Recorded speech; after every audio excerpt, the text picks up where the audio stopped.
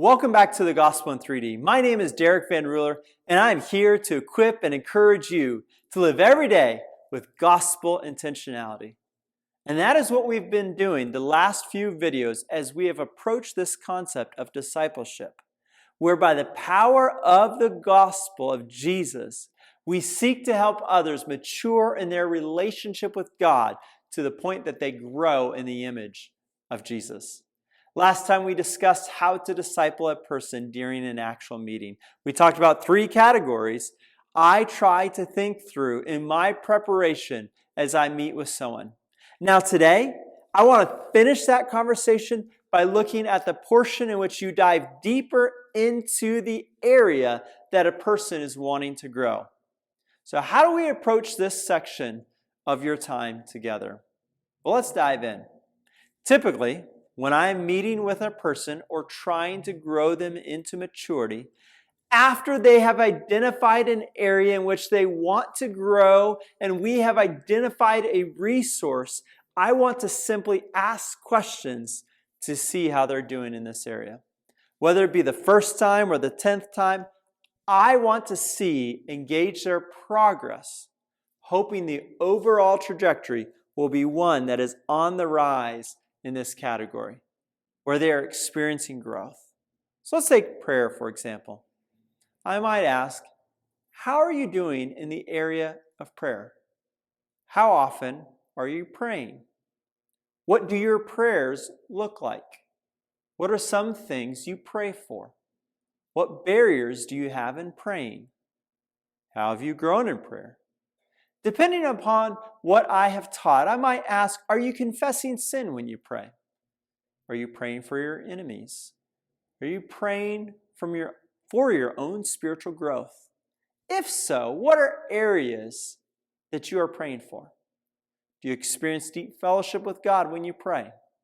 I'm wanting to get a sense of where they have grown since last time, or where they are starting and where we still need to work. If I'm going through sections of the Bible, I will want to find passages or even a whole book that will focus on this topic. I will study it myself throughout the week and then come prepared to meet and discuss this passage with them, asking a ton of questions in the passage so that they too can discover the truth about prayer or whatever topic you're on. If we are working through a book, I will want them to read the chapter or chapters prior to our time together and then highlight parts that stick out. I might ask them what stuck out and why. How are you applying what you read? What has been your experience? Are there any roadblocks you've noticed? Where is your heart as you do this?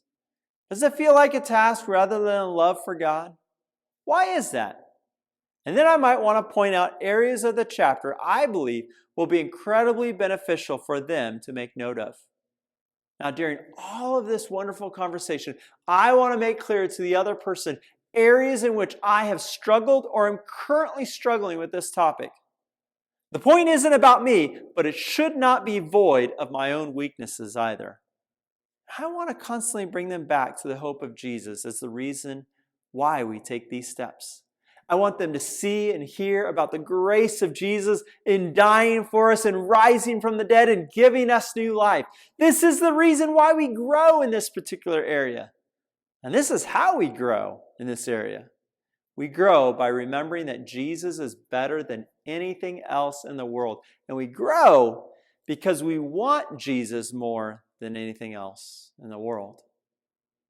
Once we have remembered the gospel and basked in its amazing forgiveness and have discussed how we are doing in this area and what the Bible or book says, if it is possible, I want to practice it with the person. So going back to prayer, it's not enough to simply teach ways to do it. Do it together. Pray together. Get practice in and give real-time feedback so that they can know if they are making progress or not. And throughout all of this process, I want to realize that it will actually be a 3-step process. The first few times we discuss a topic of growth, they are simply in the gathering phase, where they're hearing truths of the Bible and learning how to apply them, and then actually trying to apply them to life. The next step, after they have applied them, they will begin to see the difficulties in applying truths about this topic, and they'll have questions. This is what I call the grow phase, where they're asking good questions about how to deal with trials they're having regarding this topic. The final step is the go phase, where they will learn how to take what they just learned and teach it to others.